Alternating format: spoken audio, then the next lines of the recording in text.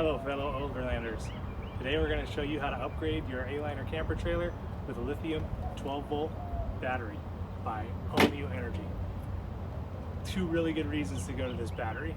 There's a lot more than that, but these are probably the top two for someone with a lightweight trailer like this. One, it's lightweight, half the weight of a comparable lead acid battery, and two, it's going to give you twice the runtime of a comparable lead acid battery. So the 12 volt battery in the vehicle now is the same size as this, weighs about twice as much, and will give you half the longevity running, half the runtime as this battery will. Beyond that, the longevity, this battery is going to cycle way longer than the one that's in there. So the lithium will go for 2,000 plus cycles and still deliver a lot of energy storage. Lead acid is good for 500 to 800 if they're pretty good lead acid batteries like gel cells or AGMs. Typically also with lead acid, you don't want to use all of the energy. You want to go from 100% to 0%. Don't do that with lead acid. You'll kill it very quickly. Lithium, you can do that. You can go closer to 100%, down to closer to 0%. I never suggest going 100 to 0. I suggest going 90 to 10, 95 to 5 at most, because in those scenarios, you're going to get a lot of energy and your battery is just going to last that much longer. So, very easy process to swap, and let me show you how to do it. If your ALiner is set up like this one, your 12 volt battery for the house battery is going to be underneath the seat next to your kitchenette. So to get to it, we're just going to take these cushions, get those out of the way. Then you'll have your tabletop adapter here. Just take that out, move that out of the way.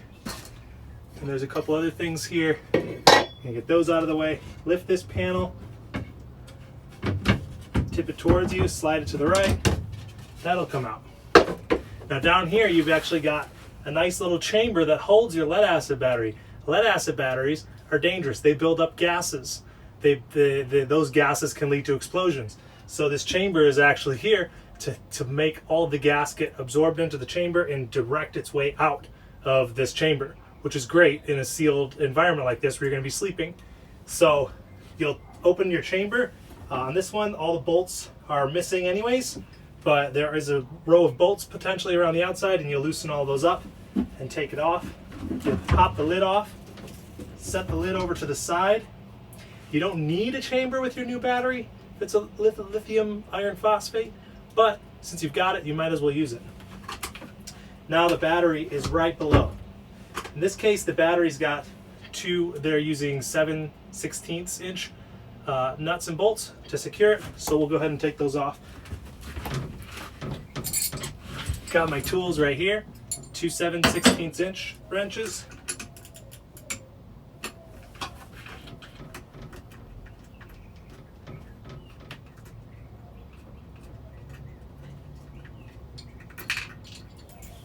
Boom, negative is off, that easy. That was a positive terminal.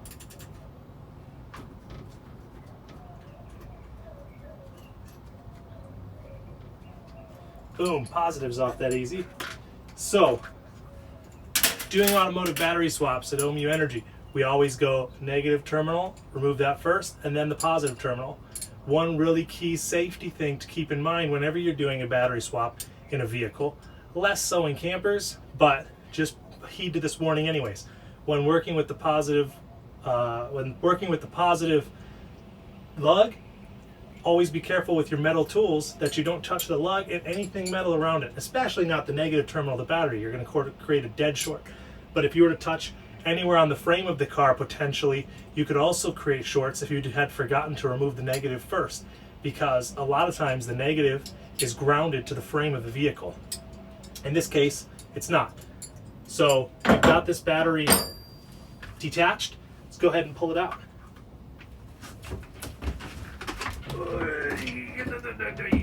Oh, mama. Heavy boy.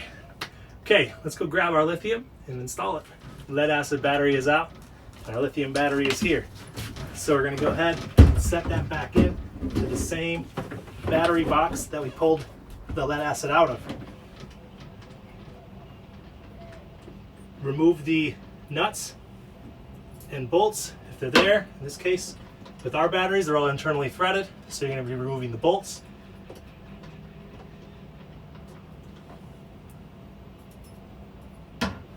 Then line up your terminals.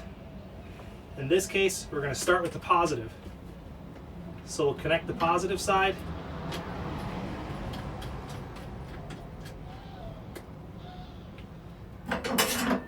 .14mm wrench. Nice and snug. Now we go to the negative side. When making the final connection on any battery in a vehicle, there's always the potential for arcing, which means that an inrush of current happens as soon as you make the connection, because things that didn't have power are suddenly getting power.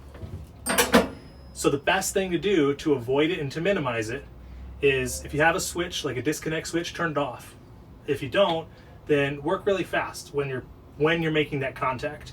So if this is the lug and here is your connector, don't go slow and just kind of work its way on there. Get it lined up, push it on really quick. Really quick. The less amount of time that the two metal contact surfaces are close together but not quite touching, the less amount of time of potential arc, because it arcs when they're close but not quite touching, because the electricity sees the opportunity to jump across the little gap.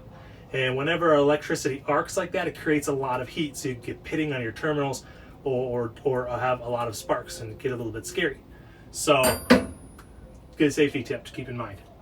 All right, this battery is installed. This trailer is now powered by a lithium 12-volt battery with Ohmmu Energy. It's gonna get twice the runtime, and it just lost about 30 pounds of weight in this trailer too, which is great. My tow vehicle is gonna be extra happy, especially since it's electric. So towing with electric, there's always a lot of concern about how much you can tow, because your range goes down so much.